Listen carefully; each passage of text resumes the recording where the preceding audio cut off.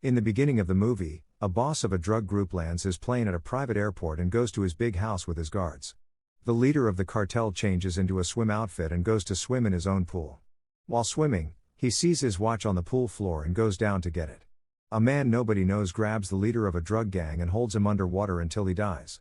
Arthur Bishop is the assassin. Then he takes advantage of the confusion to carefully leave the mansion and goes to a nearby river where he jumps in and escapes. Bishop is a skilled killer who follows strict rules and has a special talent for taking out targets without making a mess. Bishop meets with Harry McKenna, the person he sees as his only friend and teacher, when he's back home. They are discussing about Harry's son, Stephen, and he tells Bishop about the disappointment he feels in his son. Harry gives money to Bishop for the work he did in Colombia, and then they go in different directions. Afterwards, when he arrives home, he looks at his new agreement and discovers it says he has to murder Harry. He calls his boss to make sure the contract is right. After he agrees, he asks to meet in person. When he arrives, he sees Dean. Dean tells him about a mission that didn't go well in South Africa. It happened 6 months ago and it was their biggest job ever, but 6 of their agency's assassins were killed. Dean said that only 2 people knew about the mission are Dean and Harry. Harry got a lot of money for giving away the contract details. Bishop asked to talk to him, but Dean said he needs to be eliminated right away. Bishop has 2 days to finish the contract. He now believes that Harry did what they are accusing him of. Afterwards, Bishop calls Harry and deceives him into leaving the building and going down to the basement floor in the parking lot, where he finds Bishop waiting to kill him. Harry takes out his old gun that he has never used. He gives it to Bishop so Bishop can use it to kill him. Bishop shoots Harry and makes it seem like someone stole his car. At Harry's funeral, Bishop meets Steve, Harry's son, and gives him a ride to his dad's house. While they're at home, Steve tells Bishop that he's going to go out and find the carjacker and hurt him as payback. Bishop asked him if it would make him feel better and Steve says he will figure it out. Afterwards, Steve goes outside to look for the carjacker to kill him as revenge for his dad. He finds a man who wants to take his car and fights with him. Bishop secretly followed Steve and stopped him from killing the carjacker. Later, Steve sees Bishop and asks him to teach him, but Bishop says no and tells Steve to go home. The next day, Bishop calls Harry and accepts to train him. They meet and they go to get a dog. Bishop gives the dog to Steve and asks him to look after it. He tells Steve to bring the dog to the coffee shop every day at the same time. Bishop begins teaching him. As they practice, Steve is really excited to learn and wants to learn everything Bishop knows.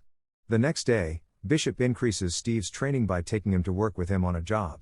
He wants to show Steve what it's really like. Bishop kills the man with a belt and makes it look like an accident. Then he shows Steve all the planning he did for the murder. Later, he tells him that the person they just killed was a person who sells guns to anyone around the world. He then gives his own contract to a guy from the coffee shop where Steve has been going for the last 3 weeks. He tells Steve about his contract and says his target is a killer named Burke who goes to the same coffee shop as Steve. Additionally, Steve is informed that Burke's only weaknesses are that he likes young men and small dogs. Burke asks Steve to hang out and have some drinks. Bishop told Steve to secretly put a lot of Rohypnol into Burke's drink to cause him an overdose. Steve doesn't follow the direction and goes to Burke's apartment with him instead. As Burke starts to take off his clothes, Steve tries to choke him with a belt, like he saw Bishop do. They get into a fight and a very long battle where Steve is badly hurt and injured, but he finally succeeds in killing Burke. Bishop said it was meant to be spotless. Later, Dean contacts Bishop and tells him that he doesn't approve of how Bishop used Steve for the Burke contract. Dean is disappointed in Bishop. Bishop said he got the contract from Harry, not from him. Dean wanted to know if Steve knows that he is the one who killed his father. Dean tells Bishop that he is angry and on a tight leash because of his behavior. Bishop got a new job to murder the leader of a cult church called Andrew. Steve and Bishop want to give Andrew a shot of adrenaline to make it seem like he's having a heart attack. Then, when the paramedics come and give him more adrenaline, it will be too much and will kill him. They begin getting ready for their agreement. Bishop and Steve are in Andrew's hotel room when a doctor comes in. Andrew tells him to give something else. The doctor gave Andrew a different medicine than what Bishop and Steve were expecting. Understanding that too much adrenaline will be stopped by the other medicine Andrew's doctor gave him, they have to come up with a plan quickly. After taking the medicine, his doctor gets a call and he has to leave. When Andrew is by himself in the room, Bishop and Steve have their opportunity. They came out of the wall fast, choked him, and then ran back to hide in the wall. When Andrew's guards find him, Bishop and Steve are discovered hiding within the hotel's walls and are compelled to engage in gunfire with the guards. As people were leaving the building, Bishop and Steve got away from the guards and quietly left the building. Bishop thinks they should go back home on their own, not together. While at the airport, Bishop sees a man who he thought was dead from a mission in South Africa that Harry had betrayed. He chooses to go after the man. While talking to the man, Bishop finds out that his boss, Dean, had fooled him into killing Harry. Dean was the one who planned the failed South African mission to hide his own dishonest actions. Bishop has a fight with the man and he ends up killing him. Bishop was tricked, so he starts to fix things as he goes back home. He is attacked by killers and he defeats all of them. He uses one of their phones and finds out that Dean was the one racing in it all. Bishop called Steve and found out that Steve was also attacked at Bishop's house. Bishop tells Steve where to find a gun hidden in the couch. Steve uses it to defend himself from the people who were trying to harm him and he is waiting for new instructions. When Bishop gets there, Bishop asks Steve to get things they need for their new task. While Bishop is getting ready to look for Dean, Steve finds his father's gun.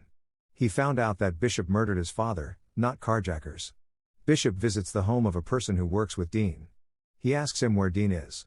He is uncertain, and Bishop grabs his daughter's arm and says he will throw it in the garbage disposal. The man tells him where Dean is located. Bishop and Steve go to the place they were told to go. When Dean sees that Bishop is inside the building, he calls all his security guards and leaves the building. During the shooting, Bishop caught Dean and killed him. While they are in the car, Steve asks Bishop what comes after.